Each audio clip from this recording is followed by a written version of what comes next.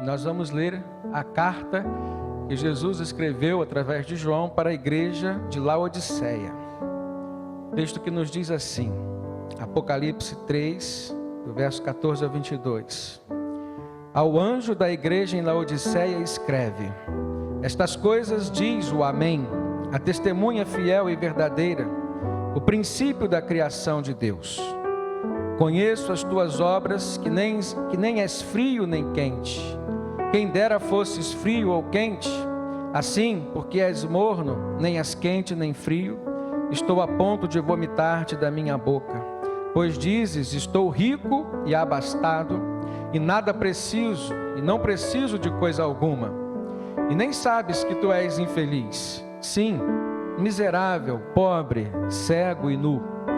Aconselho-te que de mim compres o ouro refinado pelo fogo para te enriqueceres, vestiduras brancas para te vestires, a fim de que não seja manifesta a vergonha da tua nudez, e colírio para ungires os olhos, a fim de que vejas. Eu repreendo e disciplino a quantos amo. Sê, pois, zeloso e arrepende-te. Eis que estou à porta e bato.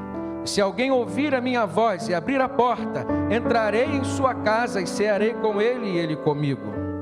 Ao vencedor darei sentar-se comigo no meu trono, assim como também eu venci e me sentei com meu Pai no seu trono. Quem tem ouvidos ouça o que o Espírito Santo diz às igrejas. Amém? Um tratado de Jesus contra a fé materialista é o tema dessa mensagem que nós encontramos na carta que Jesus mesmo escreveu por meio de João à igreja em Laodiceia. Nesses últimos tempos, e nós poderíamos contextualizar a carta que João escreve para a igreja de Laodiceia, nos anos aproximadamente 90 depois de Cristo, Jesus usa o profeta João, as mãos do profeta, para escrever 7 cartas. Ele escreve para a igreja de Éfeso com elogios àquela igreja, dizendo que era uma igreja de boas obras, mas que precisava voltar ao primeiro amor. João escreve à igreja de Esmirna, escreve à igreja de Pérgamo, à igreja de Tiatira, à igreja de Sardes, à igreja de Filadélfia, e depois escreve à igreja de Laodiceia. Para muitas das igrejas havia elogios também ditos por Jesus, havia repreensões, conselhos, havia elogios. Mas me chama a atenção que para esta igreja especificamente, a igreja de Laodiceia, o Senhor não traz nenhum elogio especificado, mas traz um sentimento de que eles precisavam dar atenção à sua vida espiritual. Laodiceia, para os irmãos entenderem o contexto dessa carta e as palavras que Jesus manda João registrar, as metáforas, as analogias que ele fazia, Laodiceia era uma cidade muito rica, um centro comercial, bancário daquele tempo, e ficava às margens do rio Lico, e num eixo comercial da cidade de Hierápolis, cidade de Colossos, por exemplo, cidades famosas daquele tempo. E uma das características dessa igreja de Laodiceia, por estar numa cidade muito rica, próspera financeiramente, é que ela era uma igreja também próspera financeiramente, uma igreja muito rica. Mas Jesus está falando para que ela tivesse um cuidado especial com a sua espiritualidade, para que ela não desenvolvesse em si uma fé materialista, voltada simplesmente para a resolução dos problemas materiais que todas as pessoas têm. Jesus estava cuidando do coração, da fé da sua igreja, mas cuidando mais especificamente da espiritualidade dela. E eu creio que essa seja uma mensagem muito contemporânea aos dias de hoje. Quando muitos de nós, às vezes, estamos tão presos aos nossos afazeres, aos nossos projetos pessoais de vida, alguns que dizem respeito à nossa vida econômica, financeira, no nosso trabalho, na nossa profissão, na empresa que às vezes dirigimos, ou que trabalhamos servindo, mas muitas vezes existe algo que está intimamente ligado à nossa questão material de vida, que às vezes não passa pelo dinheiro, mas passa pelo poder, pelo status, pelo sucesso, pela fama. Mas o que Jesus está falando aqui é que mesmo sendo cristãos, mesmo tendo uma experiência com Ele, ou tendo tido uma experiência com Ele, nós precisamos monitorar o nosso coração para não nos deixarmos levar por uma fé materialista, ou seja, reduzirmos o nosso relacionamento com Deus tão somente ao campo das coisas visíveis, das coisas palpáveis, das coisas materiais dessa vida aqui. Então, Laodiceia trazia em si esse sentimento. Uma cidade rica, com pessoas ricas, uma cidade que tinha uma fábrica de um colírio que era o mais famoso daquela época, e nós vamos ver por que o Senhor Jesus faz questão de abordar como metáfora a questão de que ele via as pessoas da igreja de Laodiceia como pessoas cegas. Laodiceia também tinha tinha algumas fábricas de tecidos, de sandálias, e nós vamos ver por que o Senhor Jesus fez questão de dizer como metáfora para que eles pudessem comprar do próprio Senhor vestes brancas, ou seja, vestes santas. Laodiceia era uma cidade também muito famosa por ter um abastecimento de água que vinha por aquedutos que eles fizeram naquele tempo, e traziam água mineral para abastecer a cidade, água potável. E a questão da construção dos aquedutos fazia com que o sol durante o dia esquentasse aquela água e ela pudesse chegar às pessoas, às residências das pessoas, de forma morna. E aí a gente percebe o porquê Jesus fazer analogia da vida espiritual dos cristãos que estavam na igreja em Laodiceia com aquela água morna. E ele começa expressando o seu sentimento de tristeza por ver no coração daquelas pessoas uma mornidão espiritual muito grande. Mas a carta começa se referindo ao seu próprio autor. No verso 14, diz assim: ao anjo da igreja que está em Laodiceia, escreve. Isto diz o Amém, e Amém com letra maiúscula. A segunda característica do autor ele era uma testemunha fiel e verdadeira. E a terceira característica, ele era o princípio da criação de Deus. João escreve assim: isto diz o Amém, a testemunha fiel e verdadeira, o princípio da criação de Deus. Os romanos, a Inquisição romana, quando lia isso, não compreendia. Não entendia que falava-se aqui, se referindo ao próprio Senhor Jesus. A palavra amém no hebraico, ela tem o seu sentido, o seu significado de verdadeiramente. Era com firmeza, com certeza, se referia à fé que as pessoas tinham numa ação direta de Deus. Então elas diziam amém, confirmando, dizendo que aquilo era verdadeiro. E no livro do profeta Isaías, no capítulo 65, a palavra amém aí no hebraico, ela aparece se referindo ao próprio Senhor como sendo a verdade. Então os judeus, os hebreus, eles conseguiam ler esta palavra de João dizendo: quem está escrevendo é o amém, como sendo o próprio Senhor Jesus manifestando a sua mensagem para aquela igreja. Depois ele diz: isso quem diz, quem escreve é a testemunha fiel e verdadeira. E foi Jesus quem disse: eu sou o caminho, a verdade e a vida. Foi Jesus quem disse: conhecereis a verdade e a verdade vos libertará. E o apóstolo João fala que ele era o princípio da criação. A terceira característica do autor dessa carta. João, capítulo 1 do seu evangelho, verso 3, ele diz: todas as coisas foram feitas por ele, e sem ele nada do que foi feito se fez. Três características do autor dessa carta se referindo ao próprio Senhor Jesus. Agora os irmãos imaginem, vocês, nós, enquanto igreja, recebendo uma mensagem direta do nosso Deus, do nosso Senhor, o Senhor da nossa vida, o Senhor dessa igreja aqui. E a primeira coisa que Deus, o Senhor Jesus manifesta, é a sua reprovação com relação ao estado espiritual de quem não se define, de quem não toma uma posição, nem é quente, nem é frio, mas vive na mornidão espiritual. Jesus diz: eu conheço as tuas obras, igreja de Laodiceia, e nem és frio nem quente, mas quem dera fosse quente. Eles não estavam frios o suficiente para perceber suas necessidades espirituais. Essa é a grande questão, irmãos. Às vezes estar frio é melhor do que estar morno. É isso que Jesus está dizendo aqui.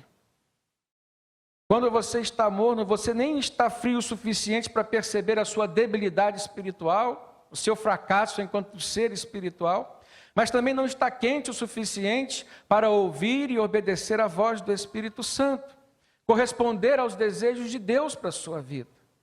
Então o Senhor Jesus lamenta, e nós entendemos pela palavra do Senhor, que Deus se aquieta na vida daqueles que negligenciam a sua existência.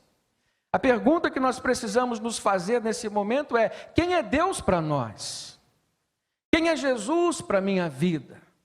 Qual o significado dele para mim? Qual o valor que eu tenho dado à sua pessoa, à sua vontade, aos seus propósitos para o meu coração? Nós precisamos encontrar um sentido em Jesus para a nossa casa, para a nossa família. Eu preciso glorificar o meu Deus através da minha profissão, através daquilo que eu tenho, através dos meus bens. E com certeza o que Laodiceia estava vivendo naqueles dias era um dia de frieza espiritual, tendenciosa para uma mornidão, porque não se definia, nem era aquele cristão, não era uma igreja cristã que avançava nas obras do Senhor, investindo suas energias, investindo suas forças, aplicando o seu amor, e nem era aquela igreja que abandonava de fato a sua relação com Deus. Poderíamos classificar a igreja de Laodiceia como os amigos do evangelho de hoje. Aquelas pessoas que estão próximas, mas que não estão dentro do reino de Deus. Elas vivem às margens do reino do Senhor. E por conta disso elas não ouvem, mas também não ouvem a Deus, não falam com Deus. Estão ali experimentando a mornidão espiritual, a mornidão da alma. Eu acho interessante que Deus não usa, irmãos, aquelas pessoas que não se apresentam para serem usadas por Ele. O normal é Deus também falar com aquelas pessoas que gostam de ouvi-lo. O normal é Deus dar trabalho a quem gosta de trabalhar para Ele. O que é normal no nosso relacionamento com Deus é Deus atender os pedidos daquelas pessoas que procuram para falar com Ele. Deus é onisciente, onipresente, Ele sabe das nossas necessidades. Mas uma das grandes riquezas que nós aprendemos com o Senhor Jesus, que Ele nos ensinou por palavras, por parábolas, é a necessidade que nós temos de falar com Deus. Ele disse que o melhor lugar para nós falarmos com Deus é no nosso quarto, no íntimo do nosso coração, e abrirmos a nossa vida para Deus. Abrimos a nossa intimidade com o Senhor, como quem fala com um amigo. O próprio Senhor Jesus disse aos seus discípulos: eu já não vos chamo mais servos, mas vos chamo de amigos, porque o amigo não tem o que esconder do outro. Existe no coração de Deus um desejo intenso, irmãos, de revelar a nós as coisas que estão, às vezes, ocultas na nossa vida, ocultas aos nossos olhos, e que poderiam estar trazendo direção, discernimento para a nossa vida aqui. Às vezes a gente vê pessoas sofrendo, angustiadas. Às vezes a gente vê pessoas perdendo o sentido da sua existência aqui. Mas você vai olhar para aquela pessoa, ou fazer com que aquela pessoa olhe para si mesma, levando-a a fazer um diagnóstico espiritual do seu próprio ser, e elas vão perceber o quão distantes estão de um relacionamento aberto com Deus. Mas a questão aqui é: qual é a causa desse esfriamento espiritual? Ou do que é pior, dessa mornidão espiritual que a igreja de Laodiceia estava passando? E aí nós vemos o Senhor Jesus tratando a questão do materialismo, ou de uma fé materialista, fazendo uma comparação com a espiritualidade, aquilo que de fato faz diferença no nosso ser, na nossa vida espiritual. Eu preciso olhar para o meu coração e avaliar os meus valores, irmãos. O que tem motivado as minhas orações? As pessoas materialistas são pessoas menos espirituais.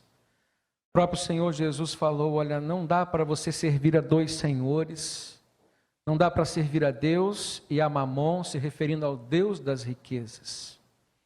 É interessante que no Antigo Testamento, a palavra de Deus se refere a vários deuses, várias entidades, e Deus corrige o seu povo através do exílio, para que só depois do exílio eles pudessem compreender que Jeová era o único Deus. Mas havia antes uma adoração que o povo devotava a Baal, por exemplo, que era o Deus da fertilidade. Quando eles passavam aperto nas suas lavouras, pedindo a chuva, eles não esperavam uma resposta de Deus, recorriam a Baal. Aqui no Novo Testamento nós vemos uma única alusão que Jesus faz a um outro Deus. Um Deus que não era visível como Baal. Baal era um bezerro de ouro.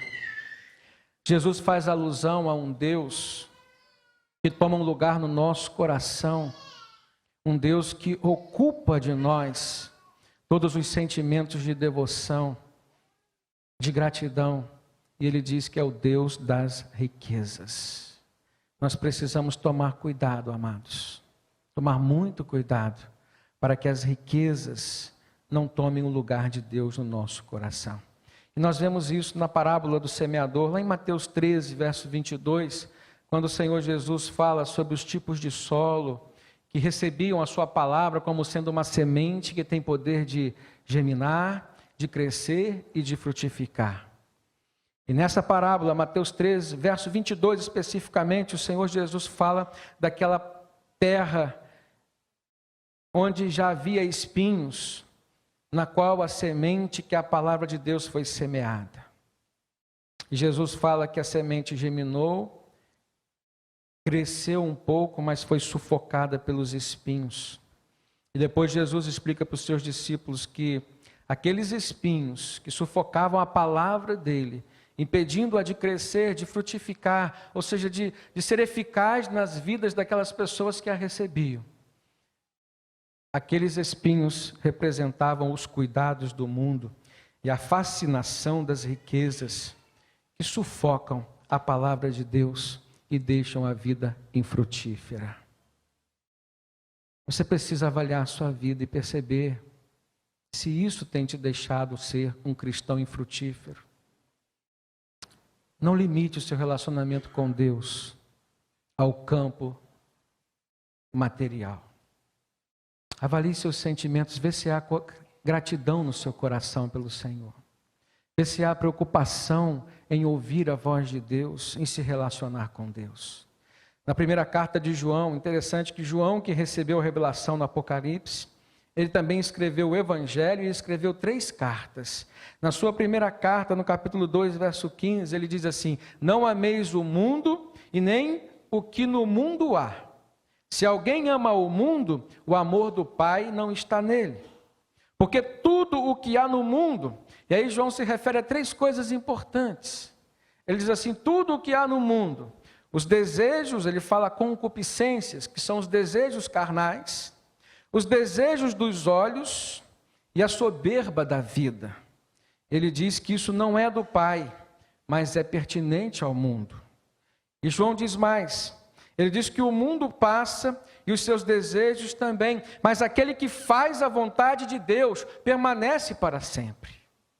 Olha como é interessante, as coisas se encaixam. Nós estamos no mundo, o próprio Jesus na sua oração sacerdotal, intercedendo pelos seus discípulos, intercedendo pela igreja. Lá em João 17 ele diz, Pai, eu rogo por eles, porque eles estão no mundo, mas eles não pertencem a este mundo. Irmão, olha para a sua vida, para a sua família. Você precisa repreender todo tipo de sentimento que te vincule a este mundo, dando exclusividade da sua fé, dos seus sentimentos às coisas daqui. O apóstolo Paulo disse que se os nossos sentimentos, se as nossas expectativas, se as nossas esperanças estiverem voltadas tão somente para esta vida aqui, nós nos fazemos os mais miseráveis de todos os homens.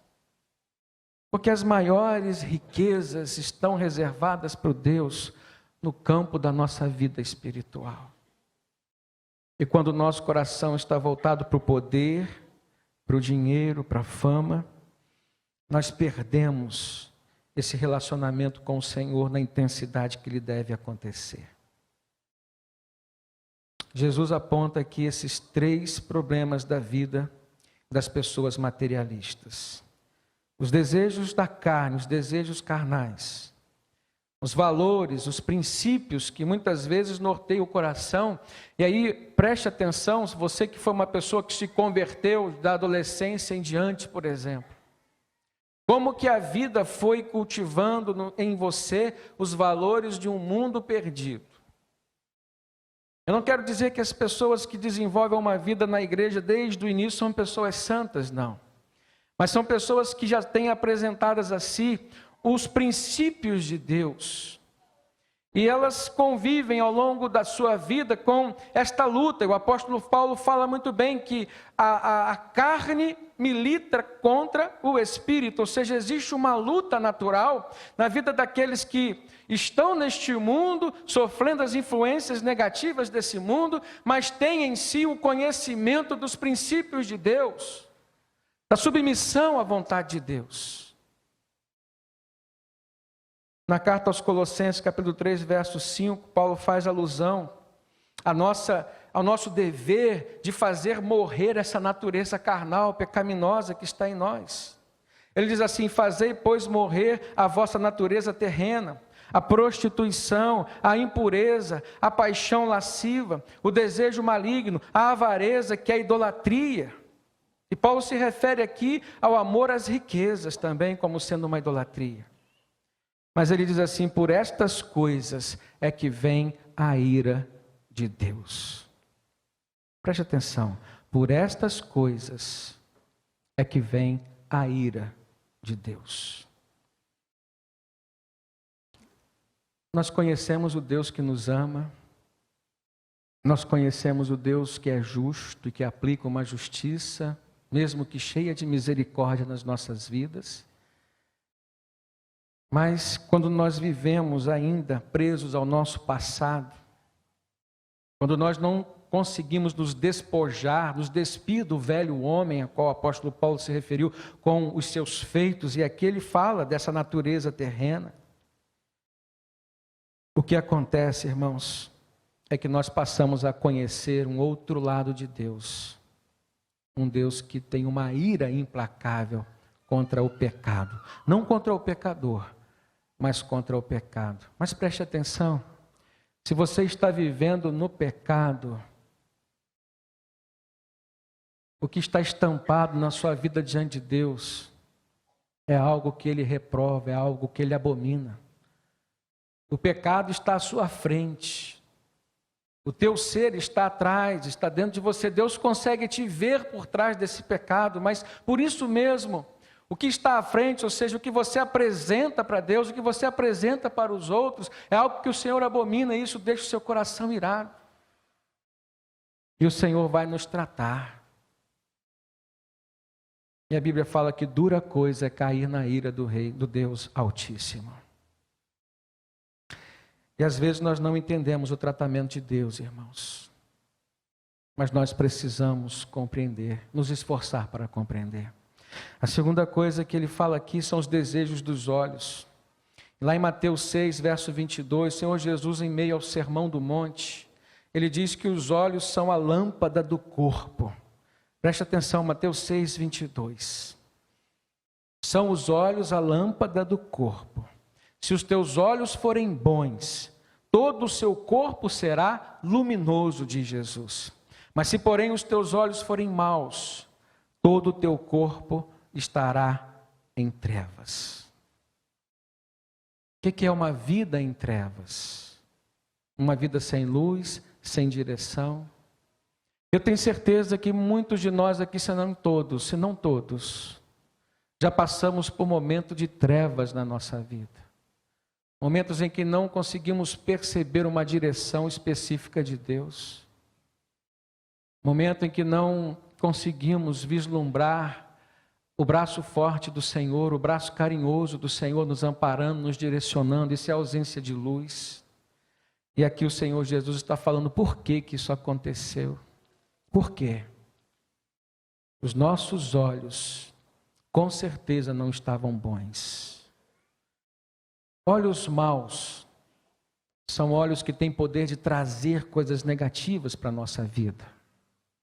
A cobiça, a inveja, os desejos pecaminosos. Irmãos, a responsabilidade de termos um corpo luminoso está claro aqui. O Senhor Jesus está dizendo, é nossa. Nós refletimos a luz de Jesus. Ele disse, eu sou a luz do mundo. Aquele que me segue não andará em trevas, mas terá a luz da vida. Mas ele diz assim, ele é a luz, mas é necessário que nós o sigamos. Então a responsabilidade é nossa.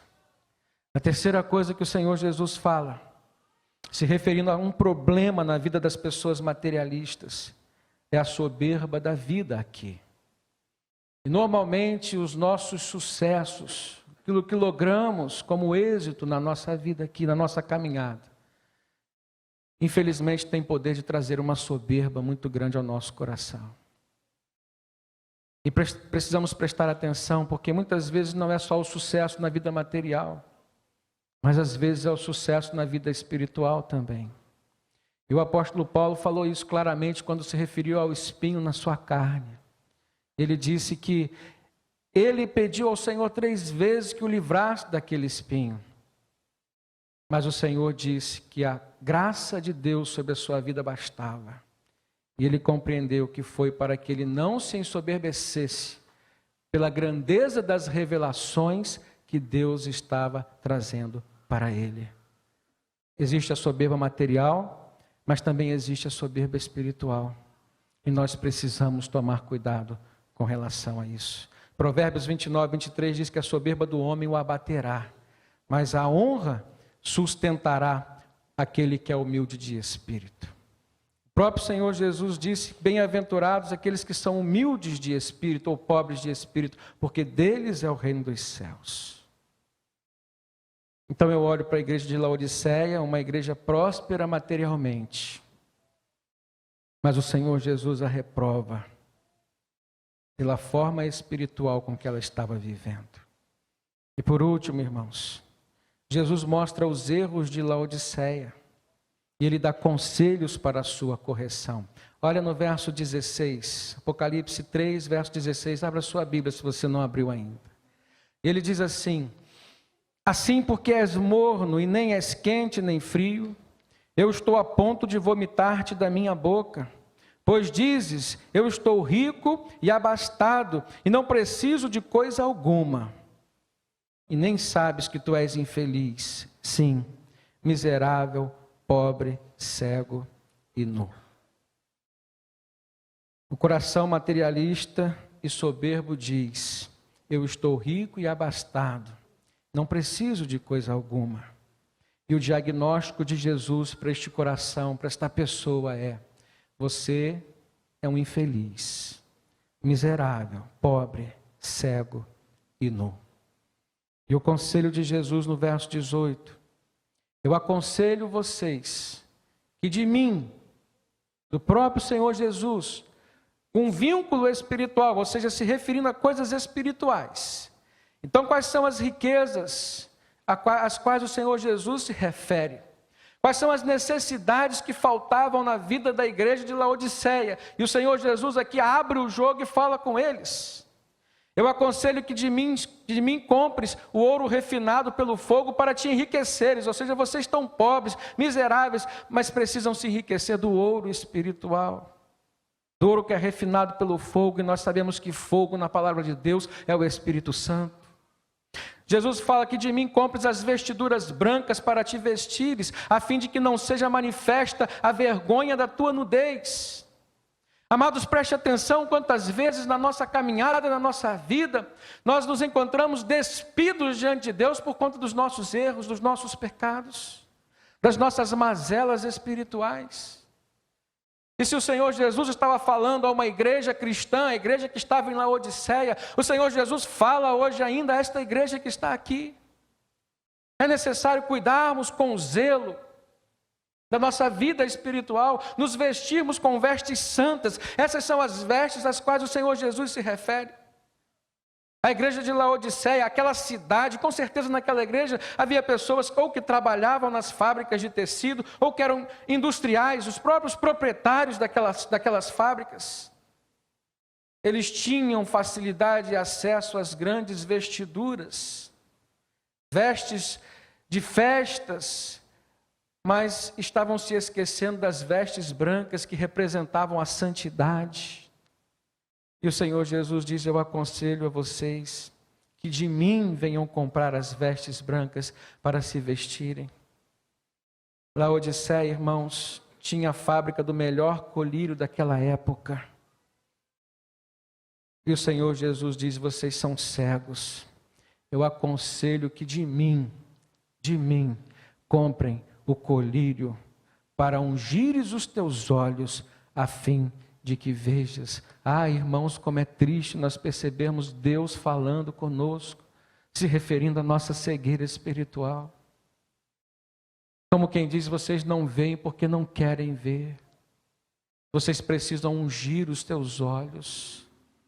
E mais uma vez eu me remeto ao texto em que o Senhor Jesus falou que os olhos são a lâmpada para o nosso corpo.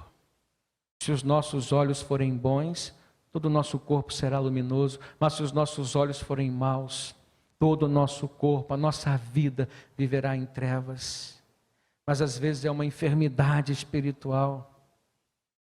E o Senhor Jesus está falando: comprem de mim o colírio espiritual, para ungires, ou seja, consagrar os seus olhos, para que possam ver, como instrumentos espirituais, a visão de Deus para as suas vidas.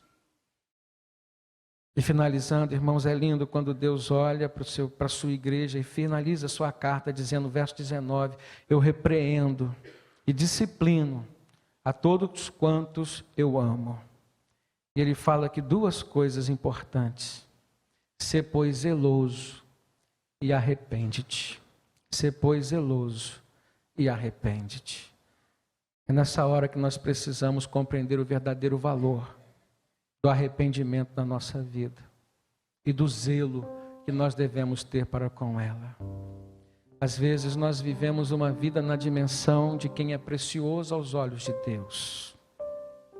Isso é verdade. Deus te chamou. Quando Deus fez uma aliança com Davi, ele disse: eu te tirei da malhada, tirei de trás do rebanho e te chamei para te constituir príncipe sobre o meu povo. A vida de Davi era uma vida preciosa para Deus, assim como a sua vida também é. Deus nos fez como primícias da sua criação. Mas às vezes nós não temos tido o zelo que devemos ter, o que deveríamos ter com a nossa vida. Deus nos deu uma família e às vezes nós não temos tido o zelo que nós deveríamos ter com ela. Deus nos deu uma igreja e às vezes nós não olhamos para essa igreja com o amor com que Jesus olhou. Um amor sacrificial a ponto de se entregar para ela. Deus nos deu um espírito. A palavra do Senhor diz que lá no início da criação, Ele fez o homem do barro e soprou nas suas narinas, dando-lhe o fôlego da vida, fazendo alma vivente. Mas aquele homem não zelou pela sua vida e optou pelo pecado, provando da árvore do bem e do mal, trazendo o pecado para dentro de si, para sua família, para a humanidade como um todo. O que essa palavra de Deus nos convida nessa noite, irmãos, é olharmos para a nossa vida como inteira, avaliarmos os nossos valores, aquilo que tem tomado conta dos nossos sentimentos, dos nossos desejos, e renunciarmos por amor a um projeto maior de Deus, o Deus que nos concebeu antes mesmo que nós vivêssemos aqui, o Deus que enviou o seu Filho Jesus para nos salvar, para nos reconciliar com Ele, dando-nos vida eterna. E se Ele enviou Jesus para que nós tivéssemos vida com abundância, com alegria, nos deu o Espírito Santo para produzir o fruto do Espírito na nossa vida, como sendo alegria, como sendo a paz, como sendo a longanimidade, a paciência, o domínio próprio. Se nós não estamos vivendo nessa dimensão, é porque não estamos sendo zelosos com aquilo que Deus nos deu. E nessa noite, nesse momento, eu quero te convidar a tomar uma posição diante do Senhor que está aqui, está pronto a te ouvir. Ele finaliza essa carta dizendo: eis que estou à porta e bato. Se alguém ouvir a minha voz e abrir a porta, eu entrarei em sua casa, cearei com ele e ele comigo. Há um desejo expresso da parte de Deus em Jesus, de se relacionar conosco, de nos ouvir, de falar conosco, de tratar do nosso coração, das angústias da nossa alma. Mas o que Deus não abre mão é de ter uma igreja equilibrada, com uma fé que se estabelece no princípio do amor, colocando Deus em primeiro lugar na sua vida e destronando todo tipo de principado que possa estar querendo tomar o lugar de Deus no nosso coração.